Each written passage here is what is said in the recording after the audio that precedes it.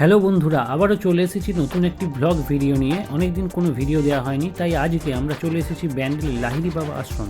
সবার প্রথমে বলে দিই কীভাবে আসবে। বর্ধমান বা হাওড়া থেকে যে কোনো লোকাল অথবা এক্সপ্রেস ট্রেনে সোজা নেমে পড়বে ব্যান্ডেলে স্টেশনের বাইরে এসে যে কোনো টোটো দাদাদের বলবে যে লাহিড়ী বাবার আশ্রম যাব, তারা পৌঁছে দেবে তোমাকে লাহিড়ী বাবার আশ্রম। তো শীতের শেষে হাতে অল্প কিছুটা সময় নিয়ে চলে এসো এই আশ্রমে আর ঘুরে যাও।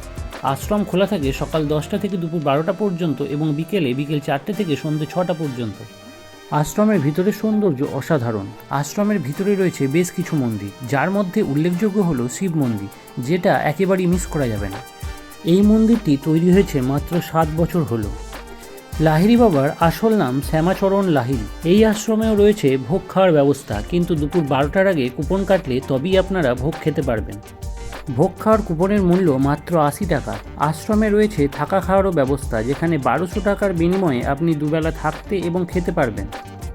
এখন আমরা যেখানে এসেছি সেটি হচ্ছে এই আশ্রমের একটি শিব মন্দির। দেখতেই পাচ্ছ কি সুন্দর করে শিব মন্দিরটা সাজিয়ে তোলা হয়েছে। চারিদিকে জল পড়ছে এবং এই শিব মন্দিরের শিবের যে মূর্তি, সেই মূর্তি দেখে আলাদাই একটা মনে শান্তি আসে।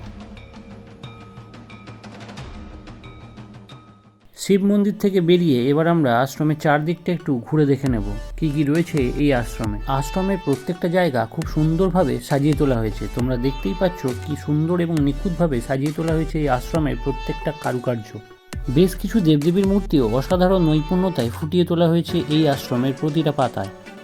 মহাভারতের বেশ কিছু চরিত্র এখানে তুলে ধরা হয়েছে। দেখতেই পাচ্ছ সামনে অর্জুনের রথ এবং তার সারথি কৃষ্ণকে। এটি একেবারে মূল মন্দিরের সামনেই। মূল মন্দিরের কাছে রয়েছে আরও দুটি পার্শ্ব মন্দির। প্রধান মন্দিরের বাঁ পাশ এবং ডান পাশে রয়েছে দুটি পার্শ্ব মন্দির, যার একটিতে রয়েছে রাম সীতা মূর্তি এবং অন্যটিতে দুর্গা এবং কালী মূর্তি। মূল মন্দিরে যে জিনিসটা সবথেকে সুন্দর লেগেছে আমার, সেটা হচ্ছে এই মন্দিরের সামনেই পা ধোয়ার ব্যবস্থা করা আছে। পা ধুয়ে তারপরে মন্দিরে প্রবেশ করতে হবে।